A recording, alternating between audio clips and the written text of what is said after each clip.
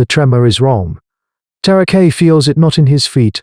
It is not the familiar, rhythmic shudder of a brachiosaurus herd moving through the lowlands, a vibration the clan has learned to read like the ripples on a pond. This is a deep, nauseating groan from the belly of the world itself. He stills, his flint-tipped spear held low. The half-butchered gallimimus at his feet forgotten. Across the clearing, the rest of the hunting party looks up, their faces tight with the same question. Usually thick with the scent of pine and damp earth now carries a sharp acrid bite, like 1,000 lightning-struck stones. This moment marks a violent punctuation in the long, slow story of hominid history. For these early humans, survival is a matter of instinct, and every instinct now screams that the rules of their existence are about to be broken. Back at the cliffs, Kale the elder limps from the mouth of the cave. His gaze bypasses the worried faces of the clan and fixes on the great peak to the north, the sky tooth. For generations, it has been the silent, unmoving god of their valley. Today, it breathes. A plume of dark, greasy smoke coils from its peak, staining the pristine blue. The ground shudders again, harder this time, and a cascade of rocks clatters down the cliff face. A collective gasp rises from the clan. Masters of fire and stone, beings who have carved a life from a world of giants. But this is a power beyond their comprehension, a force that dwarfs even the most fearsome dinosaurs. Kale sees the terror in their eyes, the primal urge to scatter. He raises a hand, his voice a gravelly command that cuts through the growing panic. The sky tooth is angry. Gather the embers, take the skins, we leave. The command is met with a moment of stunned silence, then frantic, desperate action. The world they know is this cave, these cliffs, this valley. To leave is to die, but to stay is to be buried. As they scramble to collect their meager possessions, scrapers made of bone, cured hides, the precious, glowing embers cupped in a clay pot, the world outside roars. The sound is not a sound, it is a physical blow, a pressure wave that rips the air and makes their skull safe. The top of the sky tooth vanishes in a silent, gossaming flower of incandescent red and churning black. A pillar of ash and fire climbs miles into the sky, unfurling like a monstrous black fern, and the sun is gone. And the sun is gone. Day becomes a suffocating, red-tinged twilight. Ash, fine and warm as dust, begins to fall, a ghost snow from a burning sky. They are witnessing the violent birth of a new landscape, the raw power of ancient, Tier 3 making itself. A pyroclastic flow, a wave of superheated gas and rock, begins its inexorable surge down the mountain's flank. It is the mountain's breath, and it is death.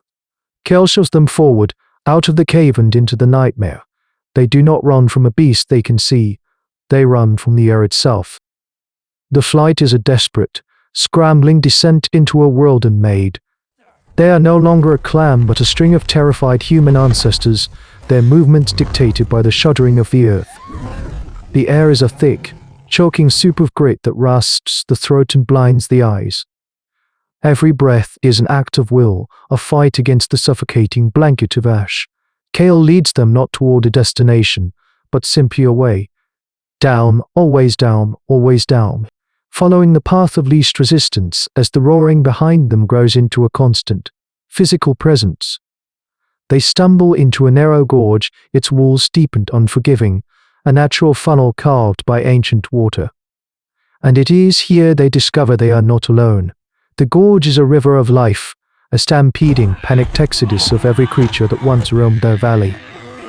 I heard of Triceratops, their immense frills protecting them from the worst of the falling debris, thunders past, their three-horned faces pointed straight ahead, their powerful legs churning the ashen ground into a thick slurry. The clan presses themselves into a fissure in the rock wall, feeling the wind of their passage, smelling the beast's hot, panicked musk. In the world before, the sight of a single bull would have been a cause for a day-long cautious hunt. Now, dozens pass within spear's reach, and neither species acknowledges the other. The singular, overwhelming terror of the burning sky has suspended the ancient laws of hunter and hunted. A pack of lithe raptors, their sickle claws useless against the falling mountain, race alongside them, their intelligent eyes fixed forward. their usual predatory cunning replaced by raw, animal fear. This is prehistoric life stripped of all its intricate rules, a chaotic flight where the only instinct is survival. Then, the ground begins to shake with a deeper, more terrifying rhythm. It is not the frantic beat of a herd but the deliberate, earth-shaking tread of a god.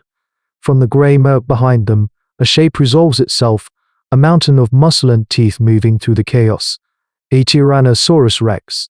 It is immense, far larger than any they have seen before. Ash cakes its dark scales, turning it into a ghostly behemoth. Its massive head swings from side to side, not in search of prey, but in a state of agitated confusion. Its vast jaws are slightly agape, its breath steaming in the hot, gritty air.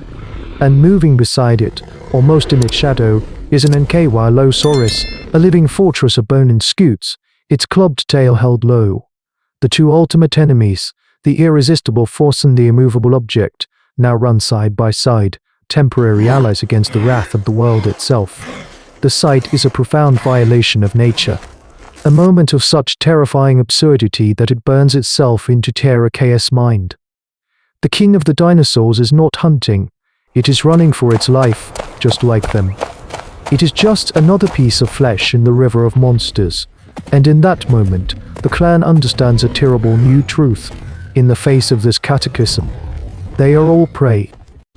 The exodus lasts for a day and a night, a blur of choking darkness and the constant, terrifying proximity of giants.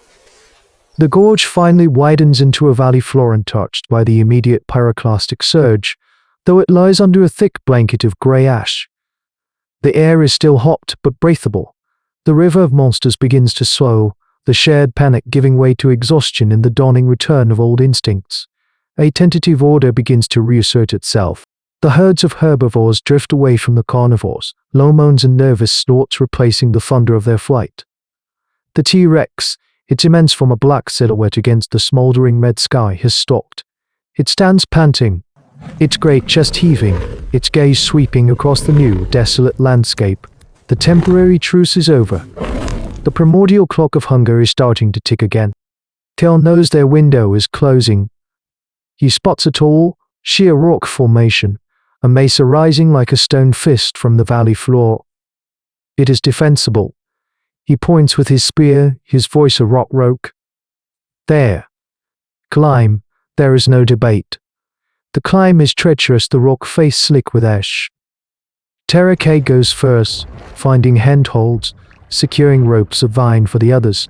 He hauls the children up, their small bodies limp with exhaustion. From their precarious perch, they watch the valley floor become a chessboard of reawakening primal politics. The raptor pack, having regained its predatory coherence, circles alone, injured strophi mimas. The sound of the kill, a high-pitched shriek cut brutally short, is the first familiar sound they have heard since the sky fell. It is a chilling announcement that the world is returning to normal, a normal in which they are once again on the menu. From their new sanctuary they take stock. Their osteodontocratic technology, the tools of bone and horn that defined them, are mostly lost. They have a few spears, a handful of fig knives, and most critically the embers which Kayla's mate Lyra has sheltered against her own body. They are alive, but they are strangers in a strange land, a land reshaped by fire and populated by traumatized, starving dinosaurs. As the last of the clan pulls themselves onto the mesa's flat top, Terake looks back. The Tyrannosaurus Rex has begun to move again, its massive head lowered, sniffing the air. It is no longer fleeing. It is merely a different kind of killing field. They have survived the fire only to be delivered back to the teeth. The challenge has shifted from a sprint against nature's fury to the long, grueling marathon of survival in its grim aftermath, a testament to the brutal realities of life million years ago. Their desperate use of primitive technology, the vine rope, the chosen refuge, has bought them a moment, but nothing more. Embers and echoes. They huddle together on the windswept mesa, watching the ash-grey world below. They are a tiny flicker of human consciousness in a vast, indifferent wilderness of prehistoric life. They did not defeat the stampeding beasts. They merely endured. They scrambled between the legs of giants, breathed poison, and climbed until their fingers bled, surviving not through strength, but through a desperate, collective intelligence. It reshaped them, burning away everything but the core of what it means to be human, the ability to see a sanctuary where others see only rock, to cooperate when instinct screams to flee, to carry the last glowing ember of hope through the darkest night of the world. This is the brutal, unwritten chapter of human evolution, a story not of heroic conquest, but of audacious, terrified survival. Their flight through the river of monsters was more than an escape. It was a lesson forged in fire and fear.